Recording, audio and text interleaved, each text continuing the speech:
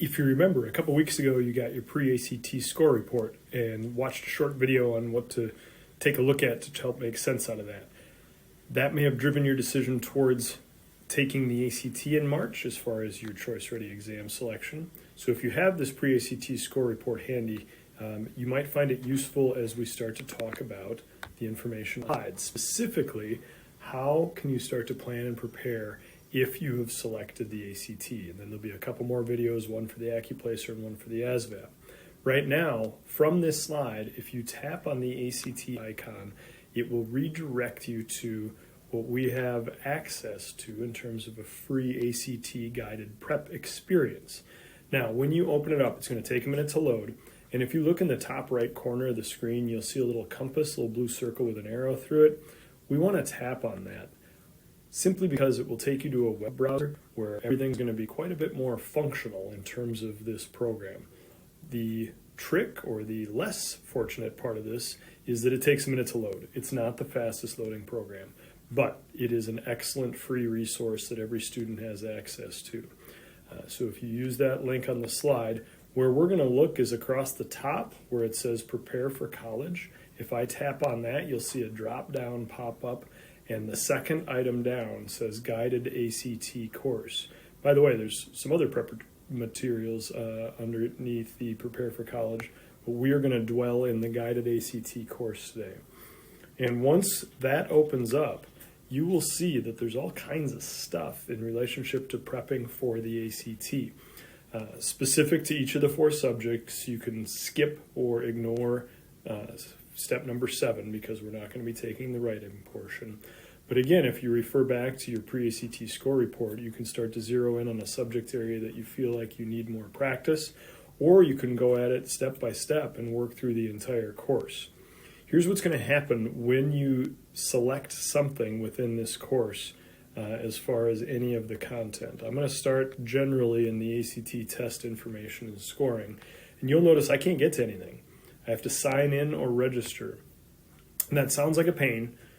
However, it's not. And the reason it's not is that it will save everything you're doing. So as you progress and come in and out of a guided course like this, it's going to save your results. Tap on register.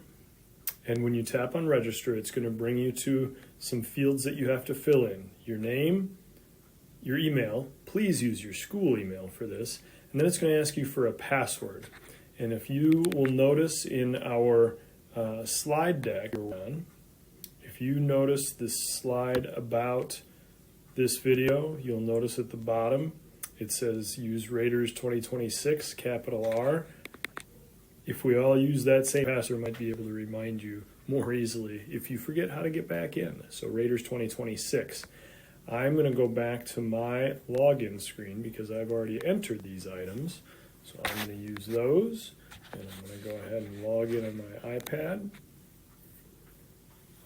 And you will see once we log in that now you can open any of the items that we were on when we had to create the registration. I can launch it, I can continue it wherever I may be. Again, it will save progress as I go. I can learn generally some information about the ACT. Again, it takes a minute to load. You'll see some of it is really just essentially presentation type of material, but some of it will become more specific to different parts of test prep for the ACT. If I get buried or lost or can't get out, if I go back home, I can always get back to the same location. You guys know how to navigate websites. I think some students might want to enhance some skills. You're not sure if you've got all the math understood, so if you go skills review for math, it's going to load, like we were looking at on the score report, some of the same topics: number and quantity, algebra, functions, geometry, stats, and probability. And if you lay that against your pre-ACT score report under the math section, it matches up pretty nicely, so you can see where you might need some more practice.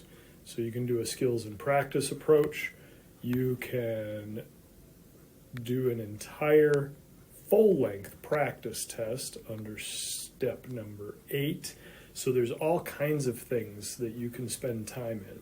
And that's the final point of showing you this. It takes time to prepare for the ACT. It's not like a unit test in a class where you might cram the night before. This is a lot of stuff you've learned over a long amount of time, so to review and prepare might take some time. And that kind of concludes this video in a way that hopefully helps you understand why we're showing you the prep materials here in December for a test you will be taking in March.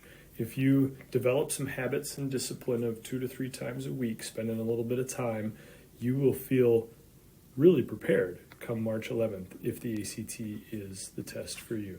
So good luck with this guided course and this access to some